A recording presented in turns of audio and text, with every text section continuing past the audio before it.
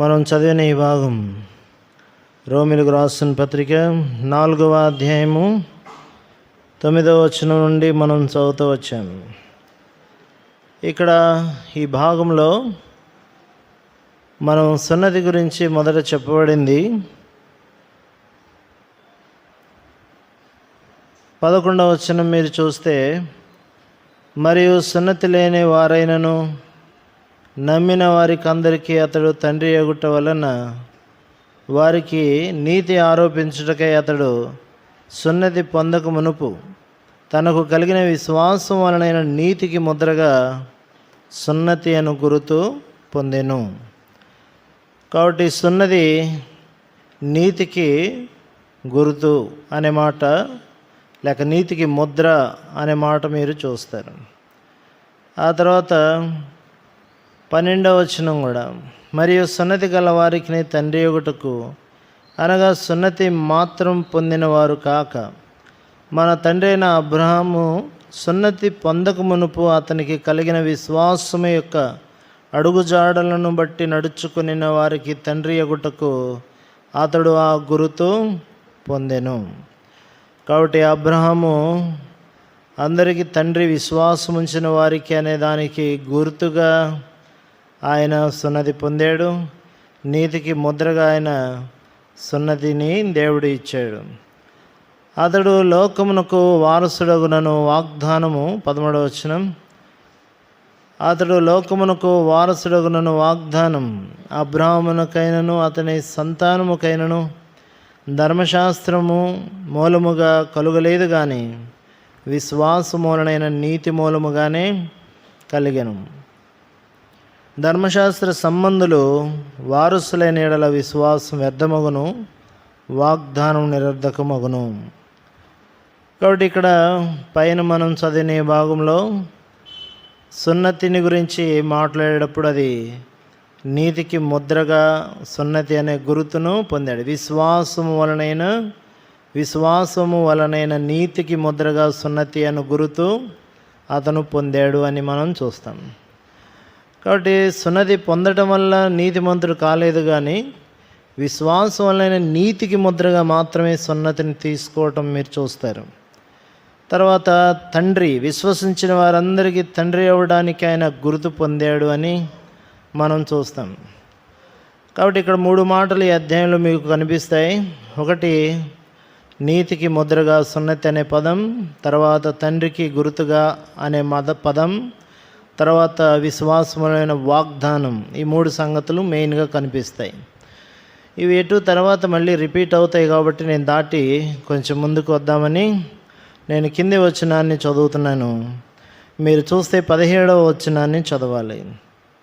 తాను విశ్వసించిన దేవుని ఎదుట అనగా మృతులను సజీవులనుగా చేయవాడును, లేని వాటిని ఉన్నట్టుగానే పిలుచువాడునైన దేవుని ఎదుట అతడు మనకందరికీ తండ్రి అయి ఉన్నాడు అనే మాట చూస్తాం. కాబట్టి ఇక్కడ ఈ 17వ వచనంలో మధ్య భాగంలో ఒక మాట ఉంది, లేని వాటిని ఉన్నట్టుగానే పిలుచువాడునైన దేవుని ఎదుట అనే మాట చూస్తాం. లేని వాటిని ఉన్నట్టుగానే పిలుచువాడు ఆయన. మనకు లేవు, కానీ అవి మనకు ఉన్నాయి అని దేవుడు చెప్తూ పిలుస్తూ ఉన్నాడు. వాటిని గురించి మనం ధ్యానం చేస్తాం. మనకేమి లేవు అనేది వాక్యంలో మనం చూస్తే, వాక్యంలో ఎఫెసీయులకు రాసిన పత్రికలో 2వ అధ్యాయంలో మనం కొన్ని మాటలు చూడొచ్చు. 12వ వచనం 11, 12 కలిసి 11, 12 చదువుదాం.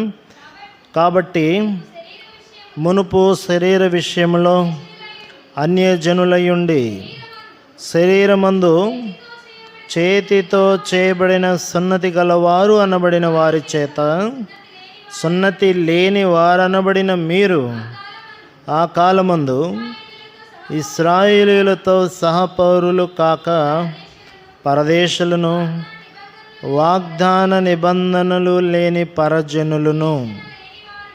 తర్వాత చూద్దాం ఆ మాట. ఇక్కడ ఈ పదాన్ని చూస్తాం, వాగ్దానములు లేని పరజనులు. లేని వాటిని ఉన్నట్టుగానే ఆయన పిలుచువాడు.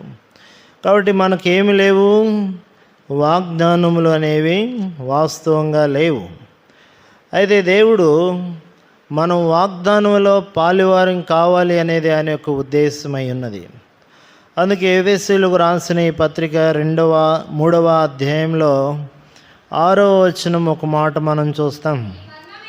ఈ మర్మం ఏదనగా అన్యజనులు సువార్త వలన క్రీస్తు యేసునందు యూదులతో పాటు సమాన వారసులను, ఒక శరీరం అందలి సాటి అవయవములను వాగ్దానములో పాలివారునై ఉన్నారనున్నదియే అని మనం చూస్తాం. కాబట్టి అన్యజనులు సువార్త వలన క్రీస్తు యేసునందు యూదులతో ఏమై ఉన్నారు, సమాన వారసులు. తర్వాత మీరు కింది భాగం చూస్తే వాగ్దానములో పాలివారై ఉన్నారు. కాబట్టి వాస్తవంగా మనకు వాగ్దానాలు లేవు. అయితే క్రీస్తు యేసు ద్వారా మనకు వాగ్దానాలు ఇవ్వబడ్డాయి విశ్వసించిన వారికి.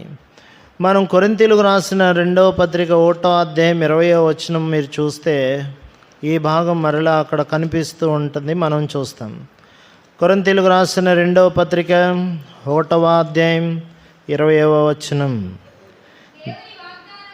దేవుని వాగ్దానములు ఎన్ని అయినను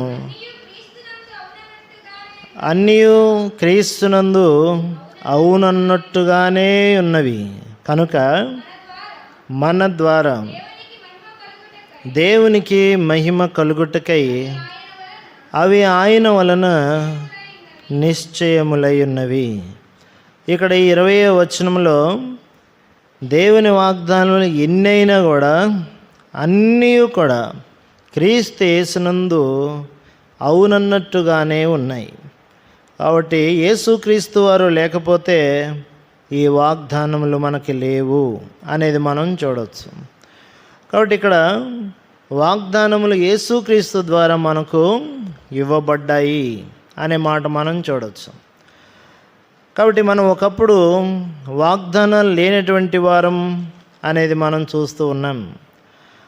కాబట్టి ఇక్కడ గతంలో అయితే ఆ వాగ్దానాలన్నీ మనకి లేవు.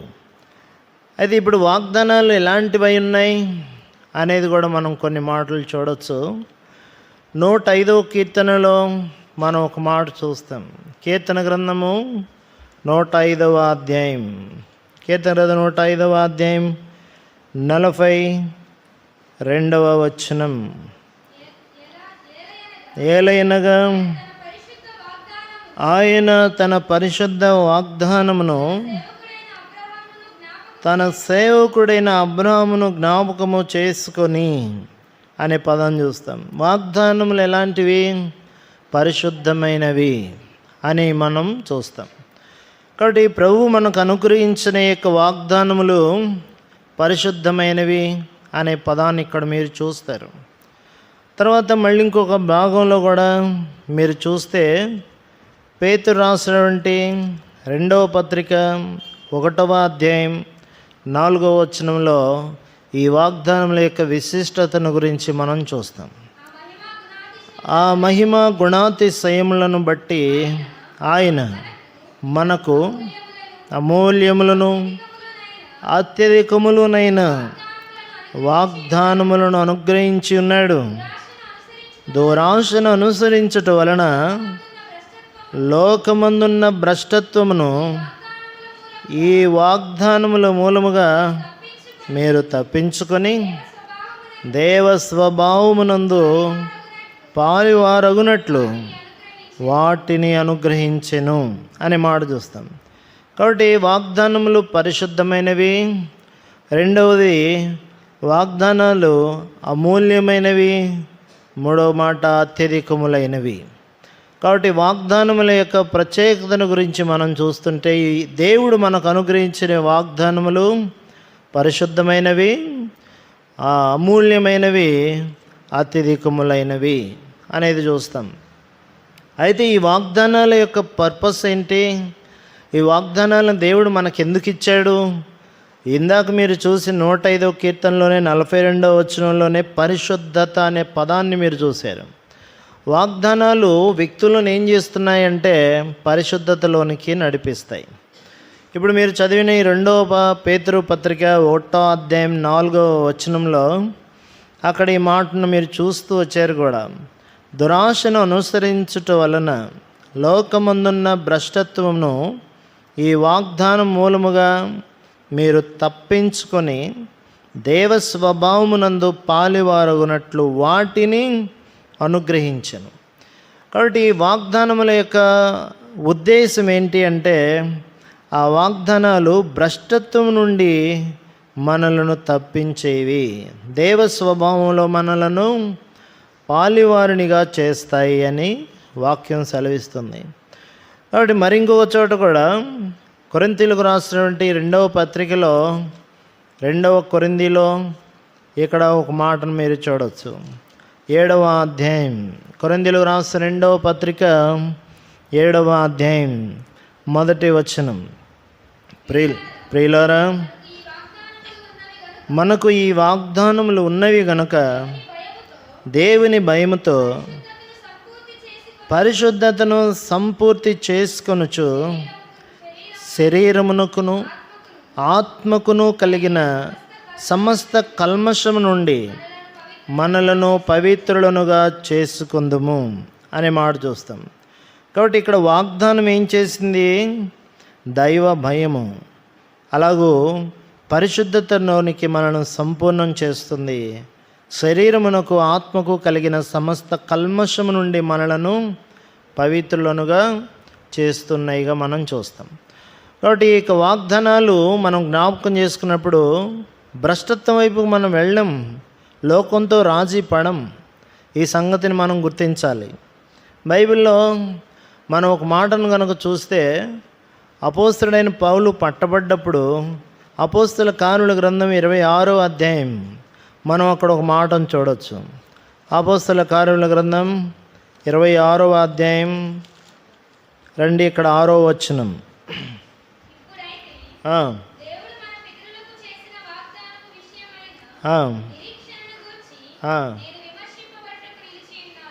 ఇక్కడ రాయబడింది ఏంటి? ఇప్పుడైతే దేవుడు మన పితరులకు చేసిన వాగ్దానం విషయమైన నిరీక్షణను గురించి నేను విమర్శింపబట్టుకు నిలిచి ఉన్నాను. అంతేకాదు, దేవుడు ఏదైతే వాగ్దానం చేశాడో దాని కొరకు విమర్శించబడమే కాదు, దాని కొరకు ప్రాణం ఇవ్వడానికి కూడా ఆయన సిద్ధంగా ఉన్నాడు. లోకంతో ఏమాత్రం రాజీ పట్టడానికి ఆయన సిద్ధంగా లేడు. సరే, మనకు దేవుడు ఏం వాగ్దానాలు ఇచ్చాడో కూడా మనం చూడాలి. దేవుడు మనకి ఎటువంటి వాగ్దానాలు ఇచ్చాడు అంటే పరిశుద్ధమైనవి, అమూల్యమైనవి, అత్యధికములైనవి అని చూసాం. కాబట్టి వాటిని గురించి కూడా మనం ప్రత్యేకంగా చూస్తే వాగ్దానాలు అమూల్యమైనవి అని చూడవచ్చు, అత్యధికమైనటువంటివి గొప్పవి అని మనం చూడవచ్చు. అయితే ఇప్పుడు ఆ వాగ్దానాలు ఏంటి అనేది మనం చూస్తే అపోస్తలుడైన పౌలు ఇక్కడ ఒక నిరీక్షణను చెప్పాడు, వాగ్దానం చేయబడిన దాని గురించి చెప్పాడు. దేవుడు మనకేమి ఇస్తానని వాగ్దానం చేశాడు. మనం చూస్తే యోహాను మొదటి పత్రిక 2వ అధ్యాయంలో ఒక మాట ఇక్కడ మీరు చూస్తారు. యోహాను రాసినటువంటి మొదటి పత్రిక 2వ అధ్యాయం 25వ వచనం. నిత్య జీవము అనుగ్రహించుననినదియే ఆయన తానే మనకు చేసిన వాగ్దానము అని చూస్తాం. ఏం చేశాడు ఆయన మనకు? ఆయన నమ్ముకుంటే, ఆయన యందు విశ్వాసం ఉంచితే ఇక్కడ ఏమి ఉంటుంది అంటే నిత్య జీవం అనుగ్రహించునన్నది ఆయన తానే మనకు చేసిన వాగ్దానం. దేవుడు మనకి ఈ వాగ్దానం చేశాడు. కాబట్టి మనకు జీవాన్ని, నిత్య జీవాన్ని ఇవ్వాలి అనేది దేవుని యొక్క ఉద్దేశమైనది. ఆ నిత్య జీవం కొరకే కదా అపోస్తలుడైన పౌలు తను తాను క్రయంగా చెల్లించుకోవడానికి తను ఇష్టపడ్డాడు. పరిశుద్ధత కొరకు తను ఎంతగానో నిలవబడ్డట్టుగా మనం చూడవచ్చు. తిమోతికి రాసినటువంటి పత్రికలో 2వ పత్రికలో ఆఖరి అధ్యాయం అంటే 4వ అధ్యాయంలో 7వ వచనం చూస్తే మనం అక్కడ 7వ వచనం, మంచి పోరాటం పోరాడి తిని, నా పరుగు కడముట్టించి తిని, విశ్వాసం కాపాడుకొంటిని, ఇక మీదట నీతి కిరీటము ఉంచబడి ఉన్నది, ఆ దినమందు నీతిగల న్యాయాధిపతి అయిన ప్రభు అది నాకు మాత్రమే కాకుండా తన ప్రత్యక్షతను అపేక్షించు వారికి అందరికీ అనుగ్రహించును అనే మాట చూస్తాం. కాబట్టి ఏమిస్తాను అంటున్నాడు దేవుడు. అపోస్తలుడైన పౌలు చెప్తున్నాడు, నేను విశ్వాసం కాపాడుకున్నాను, నా కొరకు ఒక నీతి కిరీటము ఉంచబడుతుంది. దీని కొరకే పోరాడుతూ వచ్చాడు లోకంలో ఆయన. కాబట్టి విశ్వాసాన్ని తాను కాపాడుకుంటూ వచ్చాడు. ఈ లోకంలో మనం భ్రష్టత్వంలోకి పోకుండా ప్రభువు మనకు వాగ్దానాలు గుర్తు చేస్తుంటాడు, వాటన్నిటిని జ్ఞాపకం చేస్తూ ఉంటాడు. ఆయన ప్రభువులో మనం నిలబెట్టడానికి, పరిశుద్ధులుగా ఉంచడానికి ఆయన లేఖనములో నుండి వాగ్దానం ద్వారా మనతోటి మాట్లాడతాడు. ఈ వాగ్దానాలు దేనితో కూడుకొని ఉన్నాయి? ఎక్కడి నుంచి మనకున్నాయంటే లేఖనాల్లో ఉన్నాయి. రోమిలకు రాసిన పత్రిక 1వ అధ్యాయంలో మీరు చూస్తే లేఖనముల గురించిన వాగ్దానం లేఖనముల ద్వారా వెల్లడైనట్లుగా మనం చూస్తాం. రోమిలకు రాసిన పత్రిక 1వ అధ్యాయం మధ్య భాగంలో మీరు చూస్తారు ఈ మాట. ఇక్కడ తన ప్రవక్తల ద్వారా ముందు ఇంకా చూడాలి. దేవుడు తన కుమారుడును మన ప్రభువునైన యేసు క్రీస్తు విషయమైన ఆ సువార్తను పరిశుద్ధ లేఖనముల యందు తన ప్రవక్తల ద్వారా ముందు వాగ్దానము చేశాను. ఎక్కడి నుంచి ఈ వాగ్దానాలు మనం తీసుకోవచ్చు? ఏం తెలుసుకుంటే మనం ఈ వాగ్దానాలను గ్రహించవచ్చు అంటే వాక్యం, పరిశుద్ధ లేఖనం. కాబట్టి ఏదో ఊహల ద్వారా రాలేదు, ఇవి వాక్యంలో నుంచి ఇవ్వబడ్డాయి, వాక్యమునందు విశ్వాసం ద్వారా మనకు అనుగ్రహించబడ్డాయి. కాబట్టి నిత్య జీవము దేవుడు ఇస్తానని చెప్పాడు. ఇది మనకు అనుగ్రహించినటువంటి వాగ్దానం విశ్వసించిన వారికి. మీరు ఇంకా వాక్యంలో నుండి ఈ మాటల గురించి మీరు చూడొచ్చు. ఇక్కడ రాయబడుతుంది ఒక మాట, యాకోబు పత్రిక 2వ అధ్యాయంలో ఈ మాటను గురించి మనం చూస్తాం. 5వ వచనం, యాకోబు పత్రిక 2వ అధ్యాయం 5వ వచనం. నా ప్రియ సహోదరులారా ఆలకించండి, ఈ లోక విషయంలో దరిద్రులైన వారిని చూడండి, విశ్వాసమందు భాగ్యవంతులుగాను తన్ను ప్రేమించే వారికి రాజ్యమునకు వారసులుగాను ఉండుటకు దేవుడు ఏర్పరచుకొనలేదా? ఇక్కడ రాయబడింది ఏంటది? తన్ను ప్రేమించు వారికి తాను వాగ్దానం చేసిన రాజ్యమునకు వారసులుగా ఉండుటకు దేవుడు ఏమి ఇస్తానంటున్నాడు? దేవుడు రాజ్యం ఇస్తానంటున్నాడు. నిత్య జీవం అనుగ్రహిస్తానని దేవుడు వాగ్దానం చేశాడు. కాబట్టి విశ్రాంతిని ఇస్తాను అని దేవుడు వాగ్దానం చేశాడు అనే మాటలు మనం చూడవచ్చు. కాబట్టి ప్రభు ఈ వాగ్దానాలు మరి అనుగ్రహించినట్లుగా మనం చూస్తాం. వాగ్దానం చేసినప్పుడు దేవుడు విశ్రాంతిని ఇస్తాడు. హెబ్రీయులకు రాసిన పత్రిక 4వ అధ్యాయం 1వ వచనం, 4వ అధ్యాయం 1వ వచనం, ఆయన యొక్క విశ్రాంతిలో ప్రవేశించదు మనం వాగ్దానము. చూడండి, అక్కడ ఇంకా నిలిచి ఉండగా, చూడండి, మీలో ఎవడైనను ఒకవేళ వాగ్దానము పొందకుండా తప్పిపోవునేమో అని. కాబట్టి ఏముంది అక్కడ?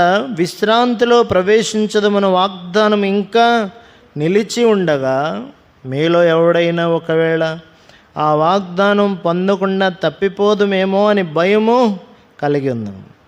కాబట్టి నిత్య జీవం గురించింది ఈ వాగ్దానం, దైవరాజ్యాన్ని గురించింది ఈ వాగ్దానం, విశ్రాంతిని గురించింది ఈ వాగ్దానం. ఇంకొక చోట ఏమనుందంటే వాగ్దానం చేసిన జీవ కిరీటం అనే పదాన్ని కూడా మీరు చూస్తారు. కాబట్టి ఇక్కడ దేవుడు మనకు నిత్య జీవాన్ని, దైవరాజ్యాన్ని ఇస్తానని దేవుడు వాగ్దానం చేసినట్లుగా మనం చూస్తాం. తర్వాత మీరు ఇంకొక మాట చూస్తే ఇంకొక వాగ్దానం కూడా మనకి ఇవ్వబడుతుంది. అదేంటి అంటే ఆత్మను ఇస్తాను అని దేవుడు చెప్పినటువంటి వాగ్దానం. ఆత్మను అనుగ్రహించడం కూడా వాగ్దానంలో ఒక భాగము అని మీరు చూడాలి. చూడండి, గలతీయులకు రాసిన పత్రిక 3వ అధ్యాయంలో మీరు చూస్తే ఆత్మను గూర్చిన వాగ్దానం అనే పదాన్ని మీరు చూస్తారు.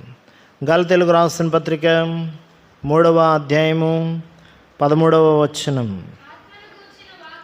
ఆత్మను గూర్చిన వాగ్దానం విశ్వాసము వలన మనకు లభించున్నట్లు. ఇది చూసారు, ఇక్కడ ఆత్మను గూర్చిన వాగ్దానం. దేని గురించిన వాగ్దానం ఇది? భూమి మీద మనకు వాగ్దానాలు ఉన్నాయి. ఏ వాగ్దానాలు ఇవి? కాబట్టి దేవుడు తన రాజ్యం ఇస్తానని చెప్పిన వాగ్దానం. తర్వాత ఇక్కడ అంతకు ముందుగా మనం చూస్తే ఆత్మను నేను మీకు అనుగ్రహించదనని దేవుడు చెప్పిన వాగ్దానం. ఎఫెసీయులకు రాసిన పత్రిక 1వ అధ్యాయంలో ఈ ఆత్మను గురించిన వాగ్దానం గురించి మళ్ళీ ఇంకొక మాట ఇక్కడ మనం చూడవచ్చు. ఎఫెసీయులకు రాసిన పత్రిక 1వ అధ్యాయం 13వ వచనాన్ని చూస్తాం. మీరును సత్యవాక్యమును అనగా మీ రక్షణ సువార్త విని, చూడండి ఇక్కడ క్రీస్తునందు విశ్వాసం ఉంచి, ఆత్మ అంటే ఏమనుకుంటున్నారు అంటే వాగ్దానం చేయబడింది ఆత్మ మీకు ఇస్తాను. దేవుడు ఏం చేశాడంట? వాగ్దానం చేయబడిన ఆత్మ చేత మీరు ముద్రింపబడితిరి అనే మాట మీరు చూస్తారు. కాబట్టి పరిశుద్ధాత్మను గురించినటువంటి వాగ్దానాన్ని గురించి కూడా మనం చూడవచ్చు. అపోస్తల కార్యాల గ్రంథం 1వ అధ్యాయం, ప్రభు పునరుత్థానుడు అయిన తర్వాత ఈ 1వ అధ్యాయంలో 4వ వచనం మీరు చూడవచ్చు. ఆయన వారిని కలుసుకొని ఇలాగో ఆజ్ఞాపించెను, మీరు యెరూషలేము నుండి వెళ్ళక నా వలన వినిన తండ్రి యొక్క వాగ్దానము కొరకు కనిపెట్టుడి. కాబట్టి ఇక్కడ ఏమని రాయబడింది? వాగ్దానం కొరకు మీరేం చేయాలి? కనిపెట్టాలి అనే మాట మీరు చూస్తారు. కాబట్టి ఏంటి ఆ వాగ్దానం? మానవులకి భూమి మీద ఆయన విశ్వసించిన వారికి ఆయన పరిశుద్ధాత్మని ఇస్తాననేటువంటి వాగ్దానాన్ని దేవుడు అనుగ్రహించినట్లుగా మీరు చూస్తారు. కాబట్టి వారు ప్రార్థన చేశారు, అయితే దేవుడు చెప్పినట్లుగా భూమి మీదకు పరిశుద్ధాత్మ వచ్చినట్లుగా చూస్తారు. పరిశుద్ధాత్మను గురించినటువంటి వాగ్దానం అనే పదాలు మీరు చూడవచ్చు. చూడండి, అపోస్తల కార్యముల గ్రంథం 2వ అధ్యాయం 33వ వచనం. కాగా 2వ అధ్యాయం అపోస్తల కార్యముల గ్రంథం 33వ వచనం. కాగా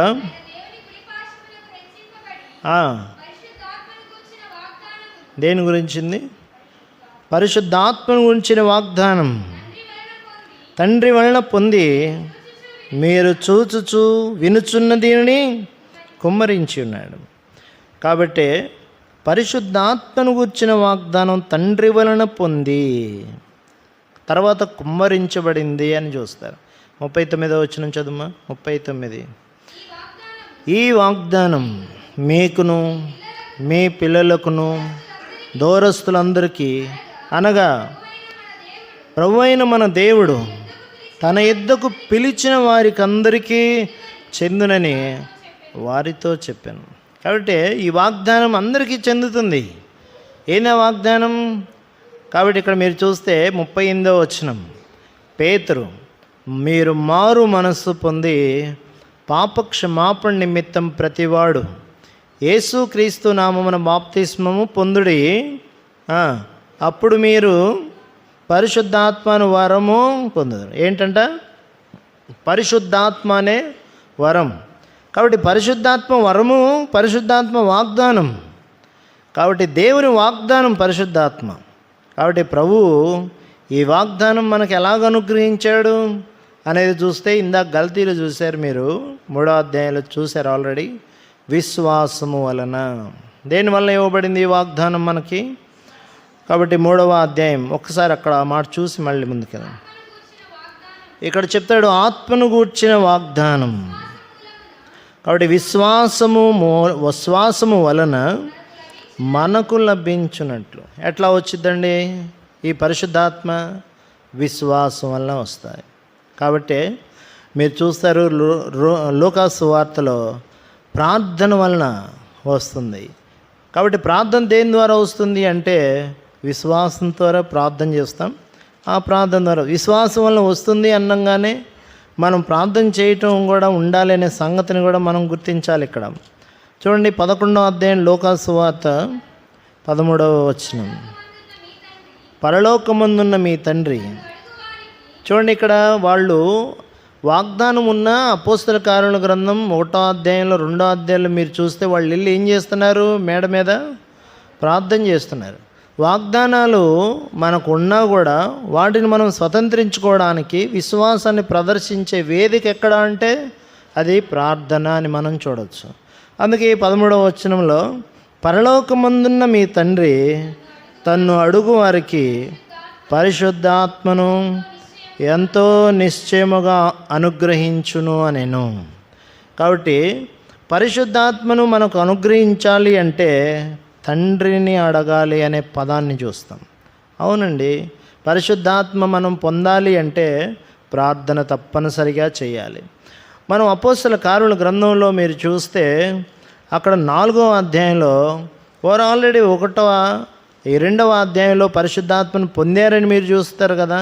అపోస్తల కార్యాలు 2వ అధ్యాయంలో పరిశుద్ధాత్మ వారికి నాలుకల వలె విభాగింపబడి వారి మీదకి రావటం మనం చూస్తాం కదా. తర్వాత 4వ అధ్యాయంలో 5, 6, 7 వచనాల్లో పేతురు యోహానుల మధ్య నిలబెట్టి ఏ బలం చేశారంటే పేతురు పరిశుద్ధాత్మతో నిండి ఇట్లా అన్నాడనే మాట మీరు చూస్తారు. అయితే ఇప్పుడు 4వ అధ్యాయంలో 27వ వచనం, ఏవి జరగవలెనని నీ హస్తమును నీ సంకల్పమును, ఈ పదాన్ని బాగా పట్టుకోవాలి. ఏమి జరగాలని దేవుడు నిర్ణయించాడో, వాస్తవమే వాగ్దానాలు ఉంటాయి, దేవుడు మనకు చెప్పింది ఉంటుంది. అయితే దేవుడు మనకు చెప్పింది నిర్ణయించింది అవన్నీ మనం చేయాలి అంటే ఏం చేయాలి? చదువు. వాటన్నిటిని చేయుటకై నీవు అభిషేకించిన నీ పరిశుద్ధ సేవకుడైన యేసునకు విరోధముగా హేరోదును, పొంతి పిలాతును, అన్యజనులతోనూ ఇశ్రాయేలు ప్రజలతోనూ ఈ పట్టణమందు నిజముగా కూడుకొనిరి. ప్రభువా, ఈ సమయమునందు వారి బెదిరింపులు చూచి రోగులను స్వస్థపరచుటకును నీ పరిశుద్ధ సేవకుడైన యేసునామము ద్వారా సూచక్రియలను మహత్కార్యములను చేయుటకును నీ చెయ్యి చాచి ఉండగా నీ దాసులు బహుధైర్యంగా నీ వాక్యమును బోధించినట్లు అనుగ్రహించుము. 31వ వచనం, వారు ప్రార్థన చేయగానే వారు కూడి ఉన్న చోటు కంపించెను. అప్పుడు వారందరూ పరిశుద్ధాత్మతో నిండిన వారై దేవుని వాక్యమును ధైర్యముగా బోధించరు. కాబట్టి పరిశుద్ధాత్మ రావడానికి వాళ్ళు ఎంచుకున్నది ఏంటి అంటే ప్రార్థన. అంతకుముందే పొందారు, కానీ మళ్ళీ ఖాళీ చేయబడ్డారు. దేవుని పని చేసేటప్పుడు ఆత్మ తగ్గడం చూస్తాం, పరిమాణం తగ్గడం చూస్తాం. మళ్ళీ ప్రభు పని చేయాలంటే మళ్ళీ ఆత్మచేత వ్యక్తులు ఏం కావాలి? నింపబడాలి. కాబట్టి వారు మళ్ళీ పరిశుద్ధాత్మతో నిండుకున్నట్లుగా మీరు చూస్తారు. ఇలాగ పలు సందర్భాల్లో దేవుని పని కొరకు మళ్ళీ వాళ్ళు పరిశుద్ధాత్మ కోసం ప్రార్థన చేయటం మీరు చూడవచ్చు ఈ అపోస్తల కార్యంలో. కాబట్టి మనం ఇప్పుడు ప్రార్థన మరిచేమే, పరిశుద్ధాత్మను ఇస్తానన్న వాగ్దానాన్ని మరుస్తున్నామే. కాబట్టి పరిశుద్ధాత్మ మన జీవితంలోనికి రావాలి అంటే ఖచ్చితంగా దేవునికి మనం ప్రార్థన చేయాలి. ఈ పరిశుద్ధాత్మ ఎవరికి ఇవ్వబడుతుందో చూసాం ఇందాకే, దూరస్తులకి, సమీపస్తులకి, అందరికీ ఇవ్వబడుతుంది. కాబట్టి విశ్వసించిన వారికి అందరికీ ఇవ్వబడుతుంది. ఈ వాగ్దానం మీకు, మీ పిల్లలకు, దూరస్తులందరికీ, అనగా ప్రభు అయిన మన దేవుడు తన యొద్దకు పిలిచిన వారికి అందరికీ, ఆ మాట చూడండి, పిలిచిన వారికి అందరికీ వస్తే నీకు కూడా దేవుడు నీ పాపములను క్షమిస్తాడు. నువ్వు విశ్వసిస్తే నీ పాప క్షమాపణ, పరిశుద్ధాత్మ నీకు అనుగ్రహించబడుతుంది. కాబట్టి నీవు కూడా క్రీస్తునందు ఆనందిస్తావు. కాబట్టి ఇక్కడ పరిశుద్ధాత్మ మనకు రావాలంటే ప్రార్థన చేయాలి తప్పనిసరిగా. ఈ సంగతిని గురించి మనం చూస్తాం. తర్వాత మీరు ఇంకొక మాట, నేను వెనక నుంచి వస్తున్నట్లుగా అనిపిస్తుంది నాకు. ముందు రాజ్యాన్ని గురించి చెప్పాను, తర్వాత ఆత్మను గురించి ఈ మాట చెప్పాను.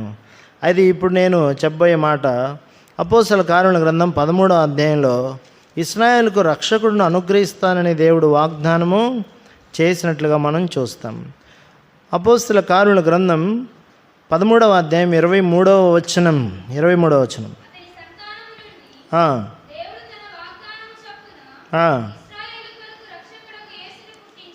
యేసును పుట్టించెను. అతని సంతానుండి దేవుడు తన వాగ్దానం చొప్పున ఇశ్రాయేలు కొరకు రక్షకుడుకు యేసును పుట్టించాడు. తన వాగ్దానం చొప్పున. ఆ పదాన్ని చూడాలి. యేసుక్రీస్తు భూమి మీదకి రావడం, యేసుక్రీస్తు ఒక వరముగా మనకు అనుగ్రహించబడడం, అది కూడా వాగ్దానం అని మీరు గమనించాలి. కాబట్టి ఇక్కడ ఒక మాటను కనుక మీరు చూస్తే 32వ వచనం ఇదే అధ్యాయం. దేవుడు యేసును లేపి మన పిల్లలకు నెరవేర్చి ఉన్నాడని మేమును మీకు సువార్త ప్రకటించుచున్నాము.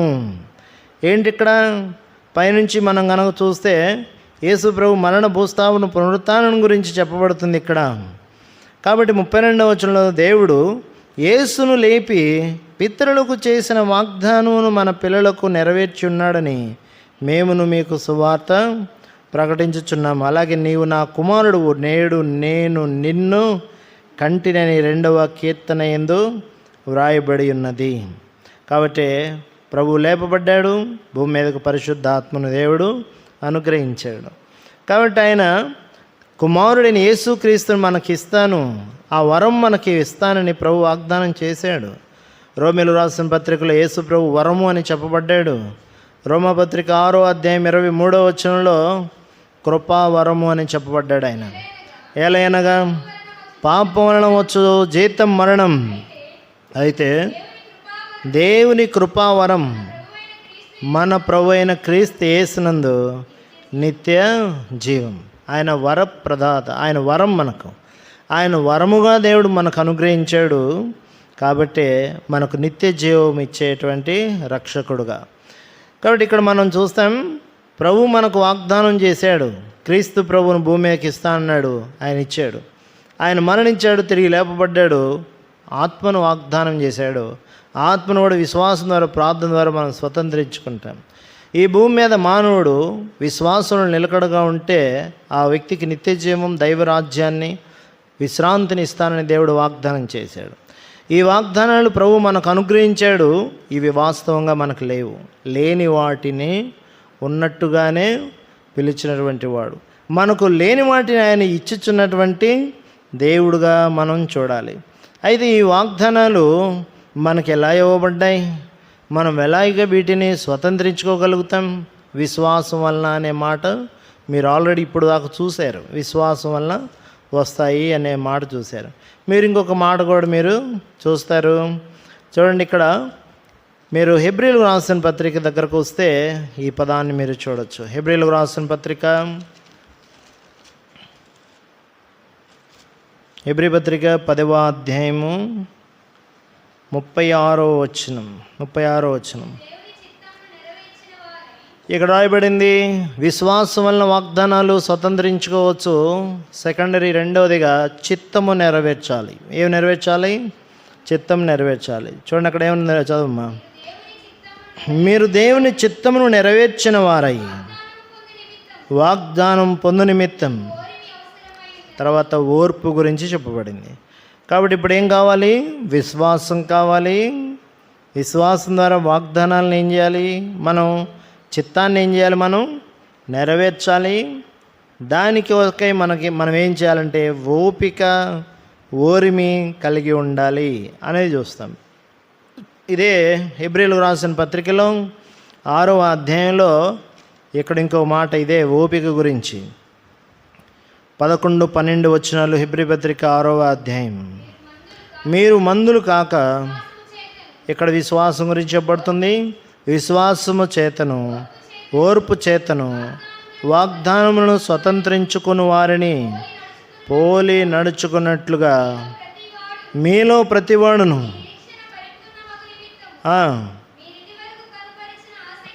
ఆసక్తిని తుదమట్టుకు కనపరచవలనని అపేక్షించుచున్నాను. ఇక్కడ జోడు గురించి చూస్తాం. ఒకటి విశ్వాసము, ఓర్పు అని చెప్పాడు. ఆడ చిత్తము, ఓపిక, ఓర్పు అని చెప్తాడు. కాబట్టి ఖచ్చితంగా ఓపిక కావాలి. తర్వాత సహనం అనే మాట 15వ వచనం చూడండి. 15, ఆ మాట నమ్మి అతడు ఓర్పుతో సహించి ఆ వాగ్దాన ఫలము పొందెను అనే మాట చూస్తాం. కాబట్టి ఆ మాట నమ్మాడు, అతడు ఓర్పుతోటి సహించాడు, ఆ వాగ్దాన ఫలాన్ని పొందాడు అని మనం చూస్తాం. కాబట్టి ఇప్పుడు మనకు ప్రభు అనుగ్రహించింది ఏంటి అంటే, వాస్తవంగా మనకు లేనిది ఏంటిది? వాగ్దానాలు మన జీవితంలో లేవు, వాటిని ప్రభు మనకు అనుగ్రహించాడు. రోమిలు రాసిన పత్రిక మనం 4వ అధ్యాయానికి వస్తాం. ఈ 17వ వచనాన్ని మళ్ళీ చదువుకుంటాం. తాను విశ్వసించిన దేవుని ఎదుట, అనగా మృతులను సజీవులనుగా చేయవాడును, లేని వాటిని ఉన్నట్టుగానే పిలుచువాడునైనా దేవుని ఎదుట అతడు మనకందరికీ తండ్రి అయి ఉన్నాడు. కాబట్టి ఇంకోటి లేనిది ఇప్పుడు మనం చెప్పుకోవడానికి సమయం లేదు, కానీ ఇంతటితో నేను ముగిస్తున్నాను. వచ్చేవారం మరింకో దాని గురించి అయితే మనం చూద్దాం. మనకు వాగ్దానాలు లేవు, అవి క్రీస్తునందు ఉన్నట్టుగానే మనకు ప్రభు చెప్పాడు, వాటిని మనకు ఆయన అనుగ్రహించాడు. ఈ వాగ్దానం యొక్క ఫలం పొందాలి, ఈ వాగ్దానంలో మనం నిలిచి ఉండాలి.